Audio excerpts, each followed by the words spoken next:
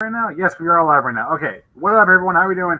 We've made it to the last half hour of the day, of the week. Thank God is all I can say. I think that's all most of us can say right now. Sea of Red again.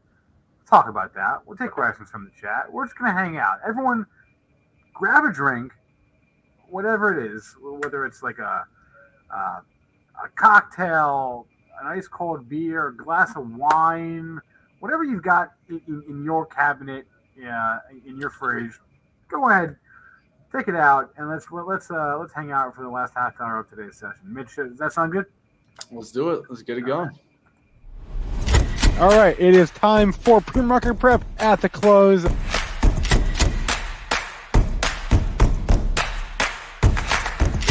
Three consecutive highs, opened, matched yesterday's low, and then once it took out there, that's all the breakout momentum traders needed. You know what? I gotta confess something. What's up? It's been a week now, almost a week, but I do miss Joel's voice. So I'm looking forward to Monday when we get Joel back. Hey, you know what just happened just now as I was talking just there? The very last sector that was green for the day just went red. That just happened. XLP. Oh, there it is. Now it's flat for the day. Anyway, I'm with Robert. Let's hit the live butter. Live butter time, man. This is that type of market. Yeah, that too. Anyway, this is your market today. Red everywhere. We can pull out some charts. Mike Spencer, change the mic. I think you're on the wrong mic. Oh, I'm on the wrong mic. How's that? Is that better, everyone? That's better, everyone. Ooh, that's gonna be a lot better. Yeah, there you go. Right. SPY. There we go. Qs. What can you say? Let's go to a daily on the Qs now. Okay. So what do we got? We are right back to where we were in those October lows. We are right at what I would call some kind of a not insignificant support level in the QQQ. All right, that's notable. Let's keep an eye on what's that low from October? That low was 350. Let's keep an eye on 350 on the Qs. That looks important to me. IWM, I don't even know at this point. Hey, we filled the gap. Just about from January of last year, from a year ago. All right, this thing looks like yes, there will be up days. How many down days in a row? Every day this week, not every. Ouch. Day. Oh yeah, every day of this week because we only had 4 days. Every day this week was a down day in the Russell. Is that also the case in the SPY and the Qs? I don't. Yes, it is across the board. Every day of this week was down. All right, the market is telling us something. It's telling us sell, sell, sell. I don't know what you're seeing out there, Mitch, but I'm just seeing a lot of that. I was watching the staples because they were green, and now they're not. Yeah, I was interested to see what's going to happen to oil today, and it seems I was looking at that. You could look at USO. We're starting to turn around on oil. You know, that's a little bit of my concern. Oil has kind of been going up for. Now you could look at it since early December. And I think that you might start seeing a little bit of a turnaround. I think what oil prices have gotten to a point where normally there's kind of a range, right? In oil, it doesn't just keep going, trending up, up, up. Eventually we get this kind of down move, up, down, up. I'm expecting us to start coming down. But the only thing is that could also cause pressure on the market to continue coming down also. Yeah. So, Lone Pigsy, I like that. Sell today, come back in May. We'll see. So let's just go through here some of the major components, and I'll bring up my chart back for a second. Let's just take a look. I've been watching Apple all day. I don't know. Nothing really jumps out to me. You know what's funny is there's so many of these. We've gone below the 50-day moving average in like every chart I look at is below the 50-day. It seems like right now. Let's look at one that's below the 200-day average. Big stock here. That's also a lot of them. Amazon finally breaking the 200. I got to add the 200-day on here. But definitely the 200-day was at right above here. And now we're 20% off the highs from Amazon. And I mean, this was a chart that for a long time I mean, how long did it hold for? Yeah. It held for like over a year up there. You held for a while. Wait, Mitch, can I refresh? I'll be right back. I need Yeah. to refresh. Yeah, go ahead. All right, Spencer's refreshing here, guys. This is a scary looking chart for me. Amazon just really breaking down here. And for a second there, it looked like it was going to break out. You know, we looked like we were heading towards the upside in Amazon, and now we're all the way back down. These are the stocks that really got hit hard today. Tesla down to 950 now. You know, if you look at that monthly chart, that's some pretty high topping action there on the monthly chart. Let's take a look at the weekly, see how we look on Tesla. Looks like we coming back down closer towards the support down here of 900. We'll see if 900 is able to hold. If not, hey, we could be easily back down into the 870s into next week. And then we can't not look at Netflix here today because it is obviously your biggest loser of the day in the S&P 500, down 22%. We are back. Wow, when's the last time we were here? The Springboard, April 2020 is the last time we were here in Netflix. Wow, we have basically, and actually not even that. It was really, this is where Netflix was before the drop, before the COVID crash. Netflix was right here. Right here.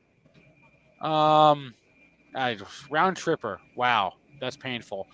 Yeah, and I think the takeaway, whoever said that in the chat, bug lug, I'm with you, right?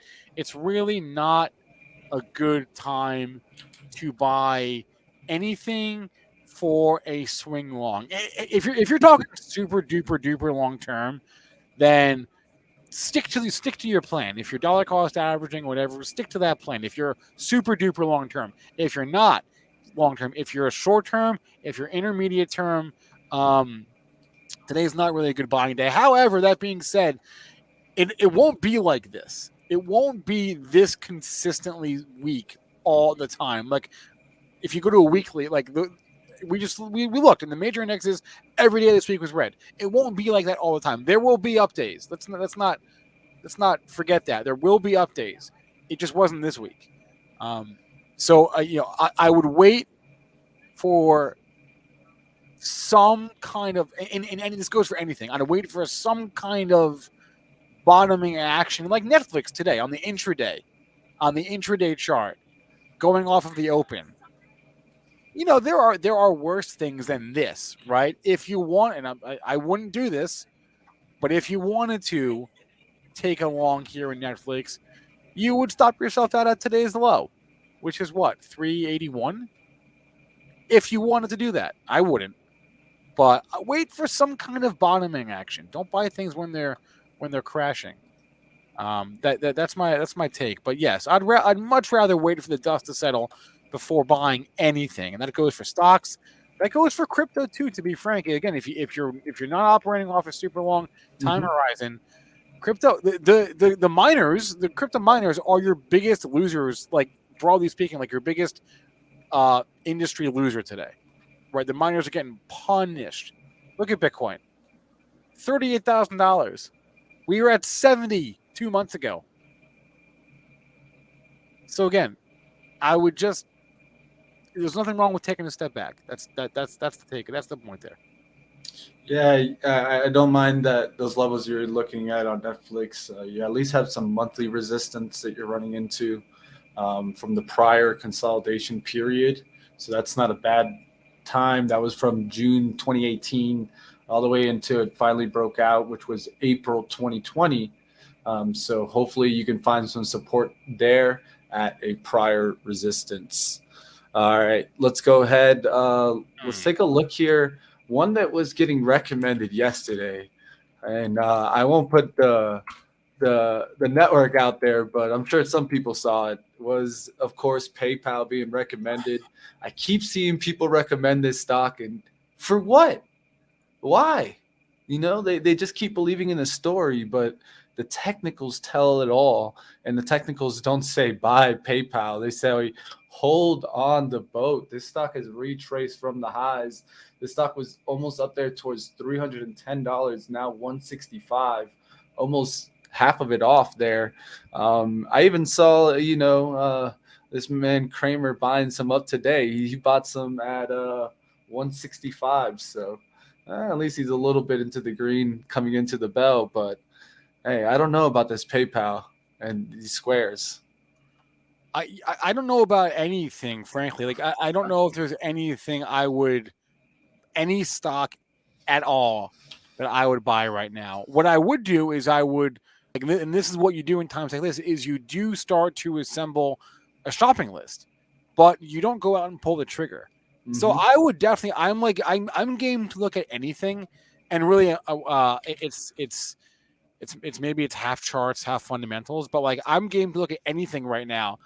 And because that's what I'm trying to do. I'm trying to put together a list. I don't really have one. I have a sort of a list of things that I thought were cool that I update intermittently with no consistency at all. But I am interested in putting together a list of names to watch closely, and maybe over the next couple of weeks or even months, if that's what it takes, start nibbling in. But I don't really have that right now.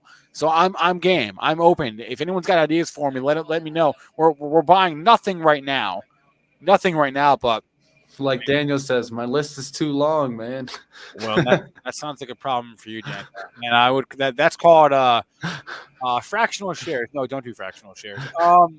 Hey, diversification, right? Diversification is a great thing, Daniel. Maybe you know what I would do, Daniel, if I were you, if your list really is like, if you're being serious and your list really is crazy long, you know what you can do is you can go to here. Let me give you this website. This is a neat little tool. If you have like a bunch of stocks, and for all you know, Daniel, there could be an ETF or two out there that correlates with all the stocks on your list. So I'm going to drop you this tool in this link in the chat right now. It's a link that I bookmarked a long time ago, and you can just search for you search for a ticker, and it tells you what ETFs that stock is in, right? And if there's an ETF that has 10 of the stocks on your watch list, now there's only one ticker that matters, and that's the ETF. So it can help. It can help. It can help narrow down the list. So maybe check that out. It's etfchannel.com. Free plug for them. They don't pay us at all, but they just got some free advertising from Benzinga. Anyway, Right. how's someone's talking about Disney on Benzinga Live today? Yeah, brutal. I don't know what to say about it. But, well, I mean, I think it's all regarding to what ends up happening. I think it's not only Disney Plus, right? I mean, the park numbers haven't been amazing coming back, right? I mean, top of my head, I couldn't tell you. I can't imagine they would be that good, but I don't really know. We'll find out next week, I think. Yeah, we'll find out a lot more about. I think you take a look into the parks. Because that's what kept Disney, it did get that drive, and I think that drive was kind of the Disney Plus move. But I think if it's going to recover, I think it needs its parks to at least do well and have some good outlook moving forward. Of course, we'll see if we ever get this reopening trade that everyone's looking for. A couple of stocks on my radar for next week. Robinhood, Mitch. The Hood. Their lockup. There's actually two recent IPOs that have lockup expirations next week. Robinhood and Traeger, which is ticker Cook. Hood, there's not much to say about it. It's at an all-time low. That's that, really. Actually, Cook is the same way, frankly. They're both at all-time lows. These companies IPO'd on the same day, and they've – wait a minute. I want to overlay those two charts right now. 1 second. Let's do it. Let me do it on my Pro. You got Hood, you got your Hood, and then you got your Cook, right? IPO on the same day. Look at this correlation. Oh my goodness. Ya. There's not even is there a pair trade here between stock trading and grilling?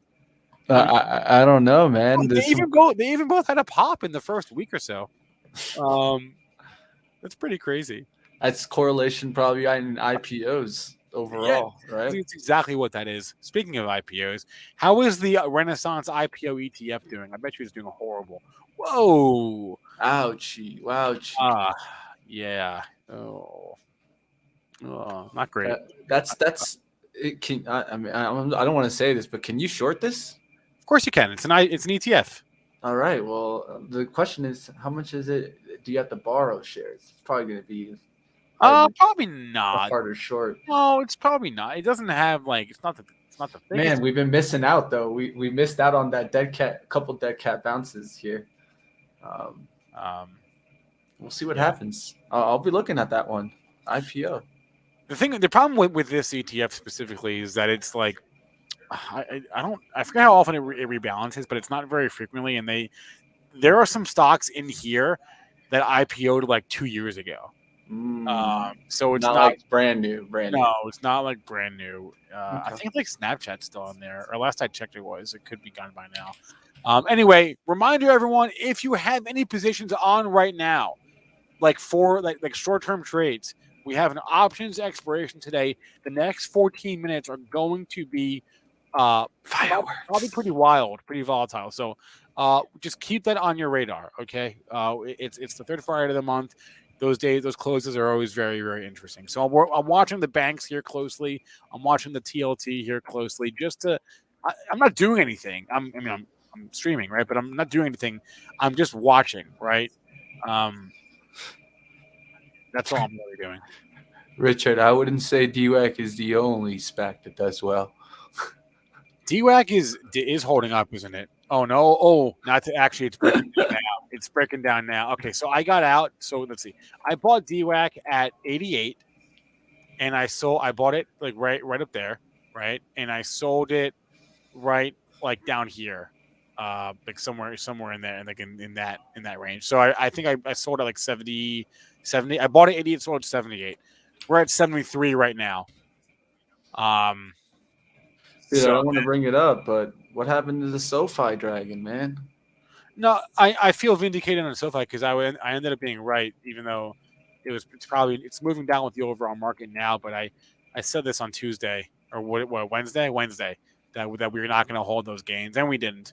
So do you think it's a buy down here though? Because I mean, it doesn't look too bad really on the hourly. I wouldn't buy anything.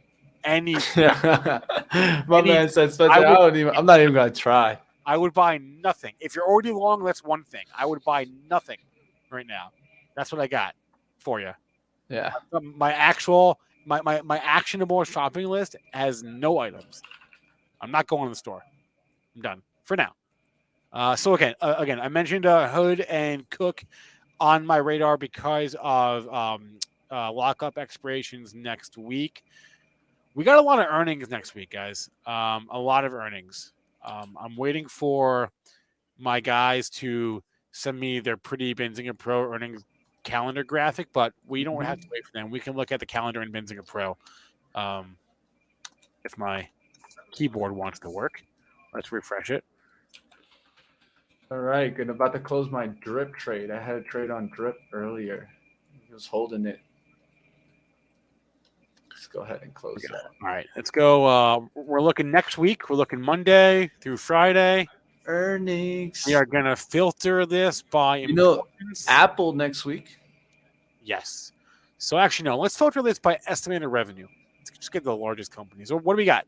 All right. In no particular order. Well, I guess no. In the order of highest revenue estimate, we have Apple, Microsoft, Verizon, Comcast, Valero, Johnson, GE. I don't care about Archer Daniels Midland. Lockheed Martin and Raytheon, IBM, Dow Chemical, American Express, Nucor, 3M, Visa, Mondelez. We got Freeport McMoran, U.S. Steel report together. McDonald's is next week. MasterCard is next week. Southwest Airlines. The airlines already reported, so that probably won't be very eventful. Altria, MO is next week. What else we got here? As I scroll. Halliburton, oil, I suppose, is interesting. JetBlue doesn't really interest me right now. Logitech. How's Logitech doing? Let's go. I haven't looked at that chart in a long time. Let's look at LOGI for a second. I'm just curious. Software. Wow. Okay. 75. Double digits. Anyway, back to the earnings here. Atlassian. Software getting punished. Ticker team. Yeah, software. I would definitely stay away. Robinhood is next week, everyone. It's the 27th after the close. Let's just sort by importance. This is a different way to filter. Let's see if I missed Caterpillar. I missed AT&T. That's That's an interesting one. I was looking for shorts on AT&T, so let's maybe I'll take a look at that chart in a second. Let's take a look at the daily here. Why am I looking for shorts? Because topping action. I talked about this yesterday. That's when I first started getting into T-Mobile, looking at it, AT&T, looking for shorts. And I just think this is kind of more of a value play that was making moves on up, had some dividends. I'm not sure exactly. I need to check the ex-dividend date if it's kind of coming into play, and that's probably might have what happened here. But that's a nice little pop into resistance. Quick rejection from that 2750. I'm thinking maybe with the earnings next week, maybe we're back down towards 2250. So that's not a bad trade to look into if you're looking for some puts. I mean, Zachary, so you think Zachary thinks software is a 0? I think software is a 0 too. You and Zach. No, I right. hard disagree. Hard disagree on this one. Let's take a look at some of these names. No, not Asana. That's not what I'm talking about. All right. All right. So what software we're talking? We're talking software infrastructure. I'm talking Salesforce. I'm talking HubSpot. Those are not 0s. I always go back to Mark Benioff, who's the CEO and the founder of Salesforce, wrote that blog post like 10 years ago. And he said, software is eating the world. And I think Mark Benioff is a pretty smart guy. That was a pretty well-received blog post. Or it was more of a letter, whatever you want to call that. Software is not a 0. Is it a buy now? For sure, not, but it is not a 0. I'm in the other camp on that one. Slight sell imbalance, 1.2 bill to sell. I'm seeing we are flirting with the low of the day in the S&P and in the NASDAQ and in the Russell and in the Dow, actually. So flirting with new lows here as we limp as we drag our bodies into the close. Yeah, ouch. Oh man, what else? I agree with you, ML. IWM is gross. IWM is nasty. Hey, out of curiosity, I've not looked at this, I don't think, all week. Maybe not since Monday or Tuesday. How's GameStop doing? Huh. 1 year ago was today's the 21st. So 1 year ago, oh no, that'll be Monday. A year ago is the day GameStop went from 42 to 76 in one day. Oh boy. Anyway, this is what I'm concerned about. Is the SPY finally going into bear territory on the SMA 200? I didn't think this hasn't happened since all the way back on June. I think it was 16th. I put it in. Hold on, I'll get you the exact date here. But definitely since around the June time, this in 2020 is the last time that we touched that 200. Whoa. So I'm sorry, I want to interrupt you. I just saw this in Merck, courtesy. No, let's do it. Courtesy of our news desk. I don't know what that was right there. If that was a fat finger or what, but maybe that's going to be a busted trade. Well, no, not really, because it's only. But there was just a big old wake on that, like a flash drop. That to me looks like an off exchange going through. I don't know though, but it's 354. It's not. There's nothing special about that time. That could have been just a fat finger. That's a weird one in Merck there. I just noticed that. Anyway, almost sold down the whole point there. So we'll see what happens here. I don't know. Definitely some fireworks coming into the close here. I did not expect to see the SPY down here. If you would have told me at the beginning of the week where I could have maybe seen the SPY going to, maybe 450s. I didn't expect 438s, man. This is definitely not the type of market that you're like, I want to max out my IRA account on. I'm eyeballing it here, Mitch, so I can't say for sure, but this looks to me like the worst week. At least I'm looking at the SPY. The worst week for the SPY either since October of 2020 or March of 2020. I think it's probably March of 2020 is the last time we had a week this bad on a percentage basis. I don't care about points. I care about percent. Yeah. Maybe I'm just eyeballing it here, but that's the way it looks to me right now. We haven't had a week like this in quite a while. So. Yeah, I mean, maybe you could look. Yeah. I think October is your call there. other than that, yeah, no, there's nothing. I literally was looking. The furthest you got is a 3% move, Yeah, 3.35. Donkin Day says March 2020. So yeah, at some point during that shit show, pardon my French, the week before the Fed came in, actually, how ironic. The Fed turned the market around on a dime, pumping money into the system, and now they're gonna take the money away, and it's gonna bring us right back to where it was. They brought the market up; they're bringing the market down. Well, does the Fed save us next week, right? I mean, let's just be honest. I don't know. Tuesday's coming along, right? Well, Wednesday, yeah. Tuesday we get start, right? Yeah, but we don't know anything. We don't know anything till Wednesday, yeah, and then we'll get our lovely questionnaire. Yeah. That we'll be looking forward to. Did I forget to mention Tesla in my earnings thing? Sorry, Tesla reports Wednesday after the close. I think I may have forgotten to say that. Sorry. Yeah, Tesla is going to be, of course, an interesting one. You know what I heard on Tesla?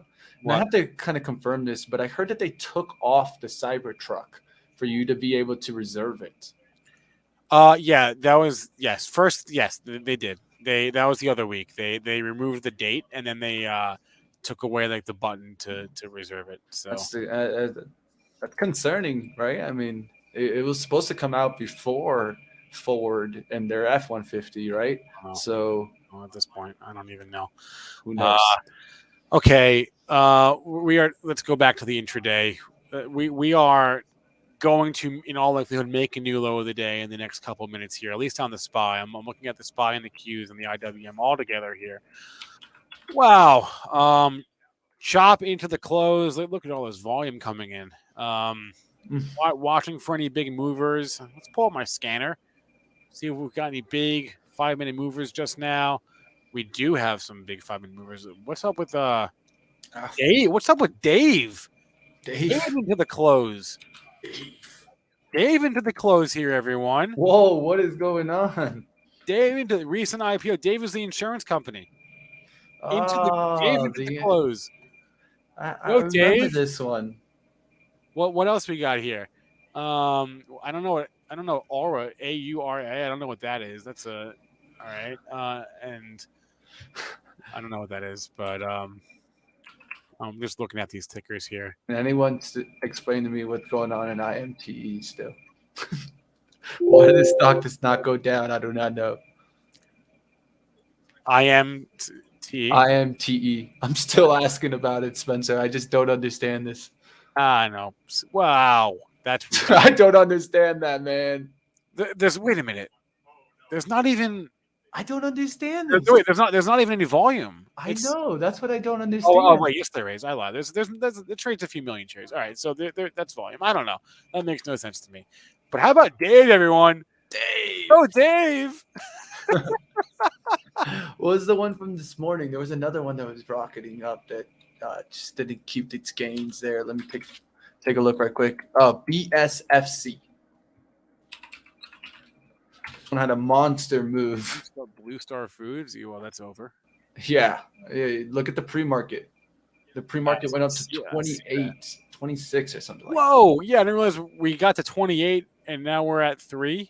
Yeah. 26. It's 26, insane, dude. Oh, please don't chase stuff pre-market like this. I mean, oh man, that's brutal. That is brutal, man. That's really bad. That's margin call, like I'm moving to Mexico kind of thing. 6-3. 6-3. That's just the ARC volume is off the charts right now. Come on, we'll learn how to type, Spencer. There we go. Oh yeah, look at that volume into the close here. We're 5 seconds out. Option expiration. I'm sure. Heavy volume in ARC right now. Wow.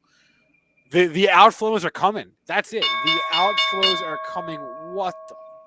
Look at that. 362,000. And these are only like 1 minute. So look at those volume bars, everyone. Yeah, all 5-minute bars. We just closed at the low of the day on the SPY. I don't know. So we're down 1.8%. Let's call it a day at 1.8% in the SPY.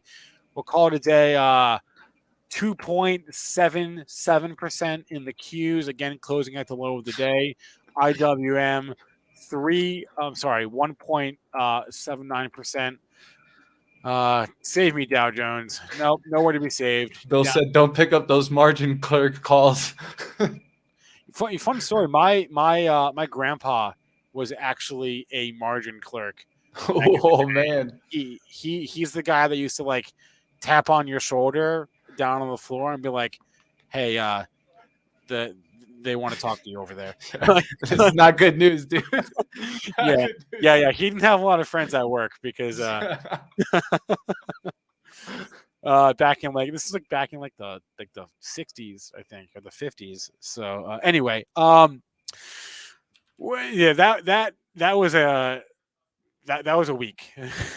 We made it through the week, everyone. I think we all deserve a pat on the back for that one. Turn the lights out for a reason, guys. Let's lights out on this market right now, guys. Lights out. It's not as if there was nothing up today. There were some things that were up. Notably, really enough, Starbucks had a good day today, up 0.5% or whatever. But VF Corp, Bed Bath, or no, that's not Bed Bath. That's Best Buy. Best Buy had a good day. CarMax, KMX had a good day. CF had a good day. SJ Smucker, some Staples, some transports, UNP. Anyway, there's some green, but mostly just pain. That's how it goes. All right. That's that. Monday, we're back with the full crew. Joel will be back, provided he has no plane delays or anything Joel like that. can save the market. Yes, this is all Joel's fault, and he knows it too. He knows it. I need Joel on that Peloton again. I know.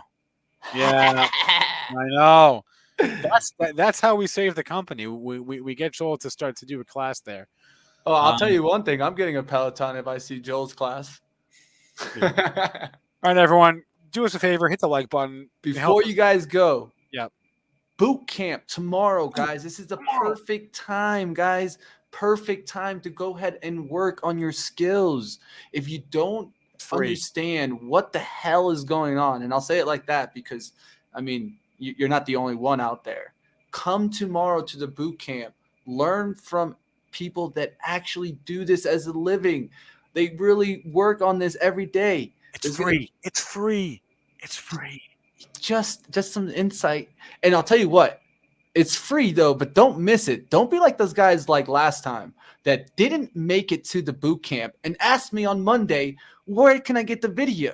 No, you got to you can't. You can't get it after. You got to catch it live. That's the only way to get it, guys. I'm going to give you the secret. If you don't want to pay up for it, be there tomorrow. We'll see you. All right, I have someone lurking behind me. Link is on the screen. Have a good weekend, everyone. Easy Mike, Blind Trader, Cole, Quebec, Arfan, Zachary, Momfasa, Anthony, Helene, Miss Whitehorse. Can't go through all you guys. Dino, have a good weekend, everyone. We'll catch you guys on Monday. Go get outside and enjoy life. There's more to life, man. There's more to life than stocks. Enjoy life. Yeah.